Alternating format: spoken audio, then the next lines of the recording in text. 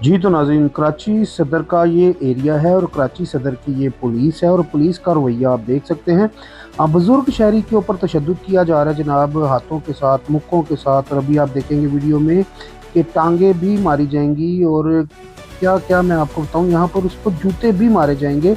और ज़रा सा भी लिहाज नहीं किया जा रहा कि ये एक बुज़ुर्ग है, बूढ़ा शख्स है, तो इसको हम क्यों मार रहे हैं। ज़रा सी भी शर्म नहीं है कि इनके घर में अपने भी कोई बुज़ुर्ग होगा, कोई बाप होगा, कोई बड़ा भाई होगा, तो इसको देखिए जी, जूतों के साथ, लातों के साथ और हाथों के साथ, मुक्कों के साथ, चपेड़ों के साथ इसकी दुर्गत बनाई जा रही है। और नाज़रीन, यहाँ पर मैं आपको बता दूं कि ये कोई ना तो दहशत गर्द है, ना ही ये जो बुज़ुर्ग है, ना ही कोई डकैत है। इसको सिर्फ इसलिए मारा जा रहा है कि रोज़ाना की बुनियाद पे कि तूने जो 150 हमें देते थे वो हमें क्यों नहीं दिया, बता क्यों नहीं दिया। तो नाज़रीन, आगे जो वीडियो आएगी उसमें आप देखेंगे कि पुलिस वाले इसको मार के पीट कर चले भी गए हैं। लेकिन बुज़ुर्ग शहरी का कहना था कि हर रोज़ हम इनको पैसे देते हैं, लेकिन आज मेरी भी अभी तक सेल नहीं हुई थी, तो इसलिए मैं पैसे नहीं दे पाया, तो इसलिए इन लोगों ने मुझे मारा है। और ये खाली एक बुज़ुर्ग का मसला नहीं है, ये पूरे पाकिस्तान का मसला है। नाज़रीन, दुनिया बदल चुकी है, दुनिया की कह लें कि जो रवैया है उसमें तब्दीली आ चुकी है, लेकिन नहीं तब्दीली आ सकी तो आज तक हमारी पंजाब पुलिस, या कह लें कि सिंध पुलिस, या किसी भी थाने की पुलिस हो, या किसी भी सूबे की पुलिस हो, तो आज तक इनकी कह लें कि रवैये में तब्दीली नहीं आ सकी। उसकी वजह ये है कि आज भी जो हमारे लोग हैं, वो पुलिस का निशाना बनते हैं, पुलिस रिश्वत लेती है, आज भी पुलिस भत्ता मांगती है। और ये सरेआम आप देख सकते हैं कि इस बुज़ुर्ग शहरी से भत्ता मांगा गया, भत्ता ना देने पर या भत्ता ना होने की वजह से उसको फिर तशद्दुद का निशाना बनाया गया। तो हमारे मुल्क में और हमारे ख़ुसूसन पाकिस्तान में, पूरे पाकिस्तान की मैं बात करूँगा, तो मैं दुआ करता हूँ कि ये तब्दीली कब आएगी।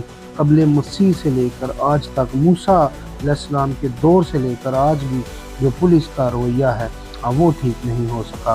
पुलिस आज भी रिश्वत तलब करती है, पुलिस आज भी अपने मफाद के लिए तशद्दुद करती है, पुलिस आज भी कह लें कि सरेआम बता ले रही है।